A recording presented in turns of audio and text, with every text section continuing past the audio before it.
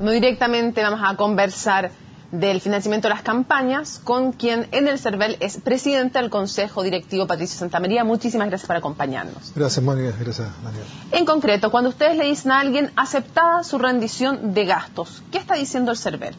Está diciendo que la declaración voluntaria que hizo cada candidato o candidata respecto de los ingresos percibidos y los gastos acreditados con facturas o boletas están dentro del marco o límite que establece la ley y cumple con todos los requisitos y condiciones. Por ejemplo, cuando hicimos la objeción por ropa que un candidato había declarado como gasto electoral, al no ser un gasto electoral fue rechazado y por ende operó el tema legal. Para ser aún más precisos, ¿es un certificado de buena conducta respecto de un posible financiamiento irregular? Yo no lo diría así, yo diría es un requisito que establece la ley que, unido a la certificación del número de votos que entrega otro organismo como es el Tribunal Calificador de Elecciones, habilita a un candidato o candidata a obtener el reembolso de recursos públicos. No tiene nada que ver con si hay o no financiamiento irregular por otras vías. Absolutamente, no tiene nada que ver, son temas distintos unos de otros. ¿Qué es exactamente lo que fiscaliza el CERVEL cuando se dice que está aprobada una rendición de cuentas? ¿Qué es lo que queda dentro de esa fiscalización? Bueno, lo primero es que efectivamente el financiamiento sea de los que establece la ley. Sabemos que desde el año 2003, cuando se dicta y se promulga la ley 19.884 del gobierno del presidente Lago, se estableció un financiamiento mixto, un financiamiento privado, que viene de fuentes privadas, donde hay algunas prohibiciones, por ejemplo, el que viene del extranjero, etcétera, etcétera. Pero, fundamentalmente, los aportes anónimos, que son aquellos hasta 20 unidades de fomento que pueden hacer las personas y donde puede también conservarse el anonimato del donante, los aportes reservados y los aportes públicos. Que ese tipo de aportes cumple, en definitiva, se enmarca dentro del límite que se establece por una resolución del servicio electoral a partir de parámetros que están en la ley.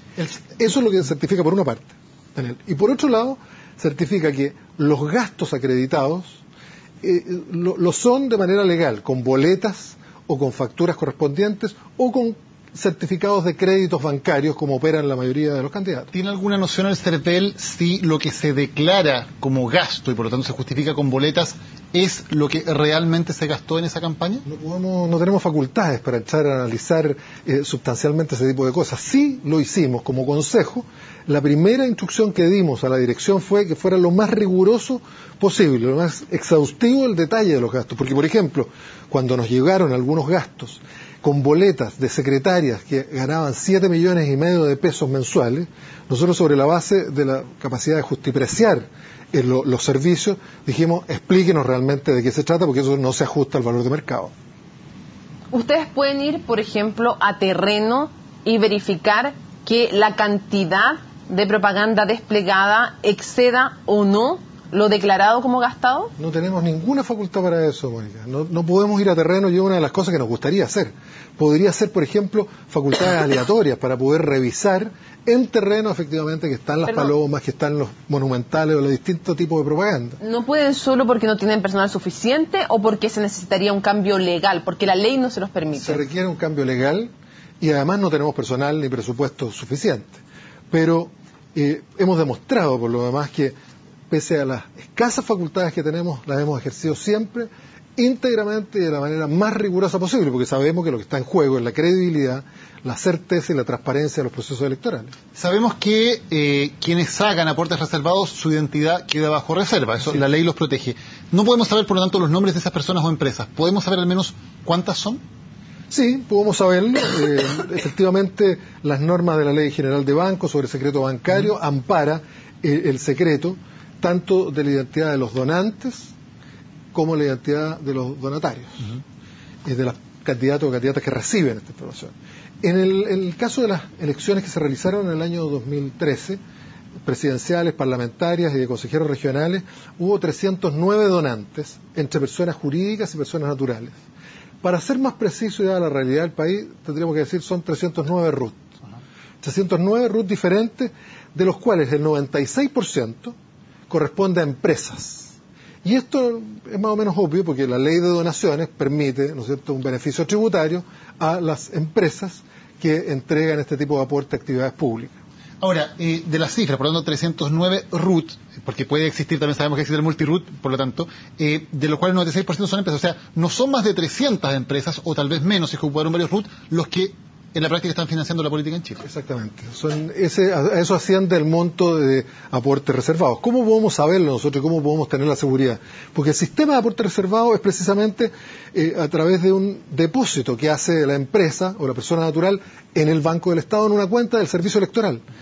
Y posteriormente se nos entrega la instrucción, bajo secreto bancario, de a quién le distribuimos esos montos que fueron durante una semana determinada en la pre-campaña depositados. Nosotros los días viernes, esto está muy regulado, los días viernes tenemos que avisarle al candidato o candidata que durante la semana ha recibido un porcentaje X de...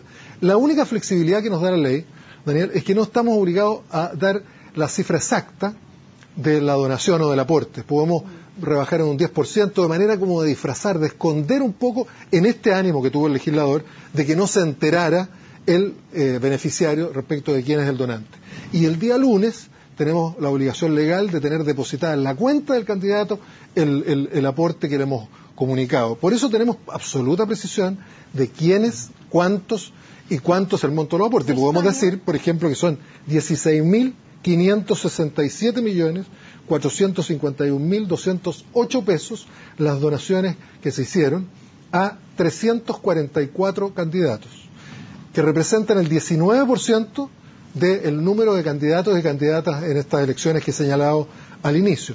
Y 10 partidos políticos, que corresponden al 59% del total de los partidos que participaron en la elección, recibieron 4.596.471.032 pesos. Señor Santamaría, ¿cuál es para usted el principal vicio que se está produciendo en el financiamiento de la política, en la relación entre política y dinero con el sistema que actualmente tenemos? Yo diría que aquí no ha logrado establecerse todavía de manera efectiva, esto lo usa Daniel Sobato, una persona que ha estado trabajando mucho en temas electorales, la subordinación del dinero a la política, y de alguna manera todavía se presenta una cierta subordinación de la política al dinero. Yo creo que las normas regulatorias a las que debemos dar un paso más en esta oportunidad, o varios pasos. Yo creo que estamos en condiciones de dar varios pasos respecto de lo que fue esta primera regulación en el año 2003, debiera llevar a eso. Nosotros creemos que hoy día, efectivamente, el tema hay que mirarlo con grandeza. Este es un tema que afecta ni más ni menos que a actores tan importantes como son los partidos políticos y los candidatos, los representantes en el sistema democrático. Entonces, hemos pensado, por ejemplo, además en algunas propuestas realistas. Hoy día se escucha mucho financiamiento público. ¿Quién no quisiera tener un financiamiento público a organismos como son los partidos políticos y a las campañas electorales? Pero yo pregunto, ¿estamos en condiciones en el país, después de lo que costó obtener una reforma tributaria para los efectos de recaudar y poder financiar educación pública, gratuita, de calidad para todos, o el aporte que hay que hacer en salud, en otros temas más prioritarios?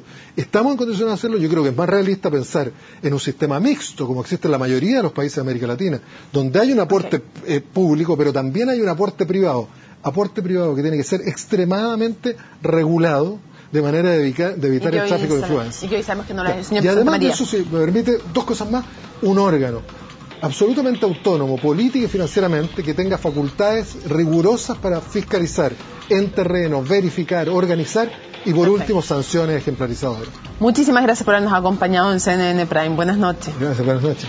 Vamos a la pausa, ya volvemos con más.